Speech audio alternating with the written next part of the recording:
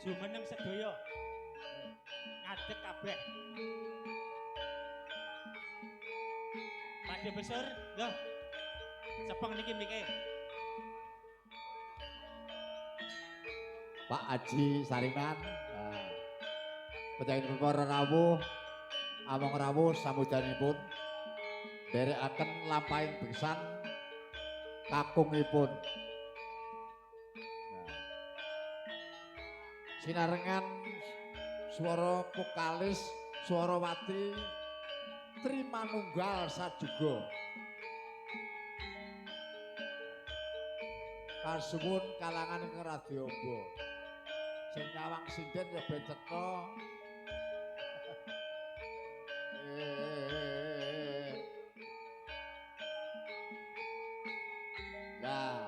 Lah.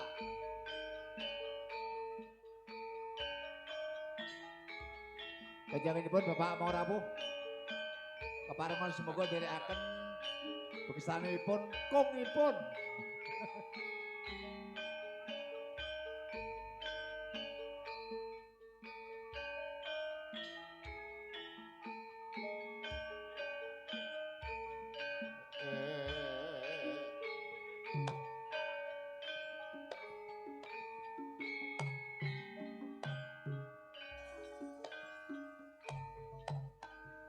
Sajake nyoto kabeh wale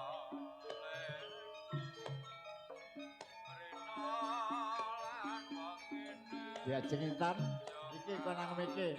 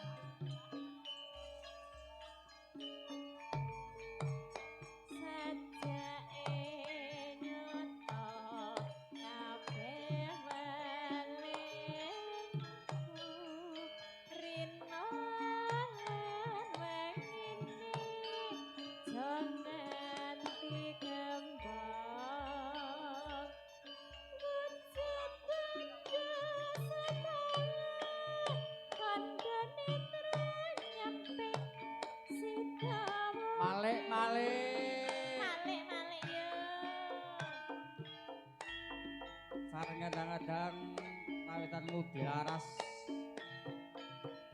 anakku sing bagus dhewe duh lae sampean pinter nyambut gawe Anjas moro ari mami terus mas asme arakula awerta sedaya sami mirsani pinarak lenggah ingkang sekeca Nakudange bocah manis aja nangis Kadya bocah sing wasis pinter maca pinter nulis golek kayu ora entuk-entuk terus mas kayu asem dinggo sampiran iya dasare ayu pawakane entuk mesam-mesem dadi pikiran aduh sayang aduh sayang suka teles kodanan sore hatiku ngenes mikir slirane kayu mlanding nggo gandrel pawon godhong gedang separo wae pengen nanding ora kelakon trimo nyawang nang kene wae